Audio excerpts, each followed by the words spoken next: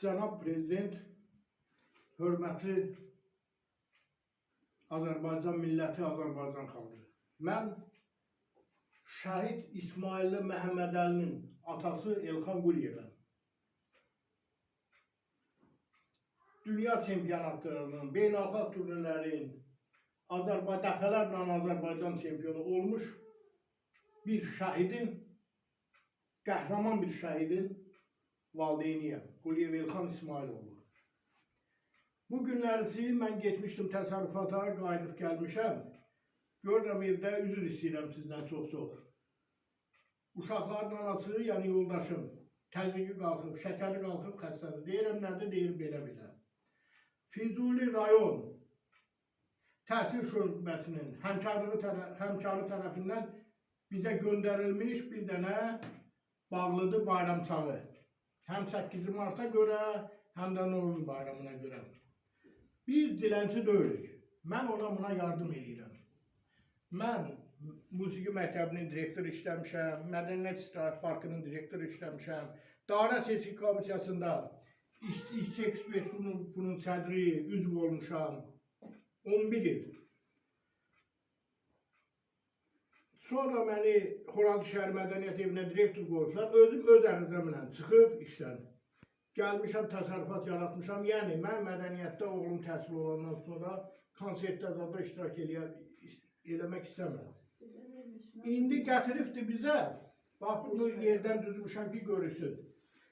Bir dənə sokdur, pesokdur, düyüdür, çaydır, vermişildir, undur, simişka yağıdır. 17-18 manatlıq. Şəhid valideynləri dilənçi deyirlər. İndi neçə manat yazıblar, onu mənimsəyirlər, onu da halal edirəm onlara, həmkara. Heç bunu gətirməsinlər də. Nə yazıbdılar götürsünlər. Bu 17-18 manatlıq, 19 manatlıq bir şeyi gətirib bizə verməsinlər. Şəhid ailəsinə yaraşan fayda. Şəhid ailəsinə bu təhqirdir.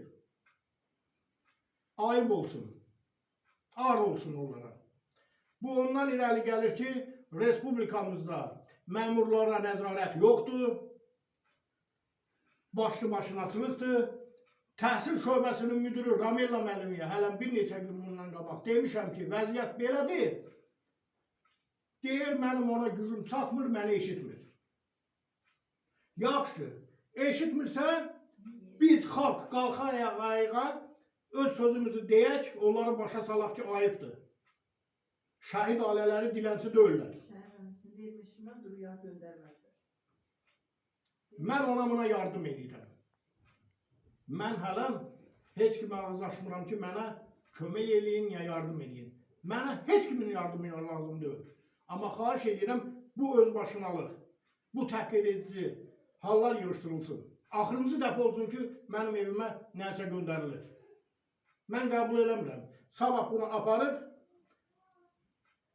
qoyacam asfalta, kimlərin imkanı yoxdursa gəlsinlər götürsünlər.